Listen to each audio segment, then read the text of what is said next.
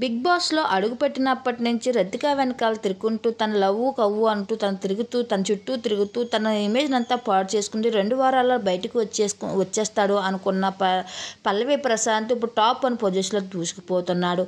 దానికి కారణం house mate. తను అందరికి కలిపి నామినేషన్ చేయడంతో తను టాప్ 1 పొజిషన్లో ఉన్నాడు. రైతు బిడ్డ అంటే సింపతి సంపాదించుకుంటున్నాడు అంటూ అందరూ కలిపి తను నామినేషన్ చేస్తూ తను హీరోని చేసేసారు 0 నుంచి.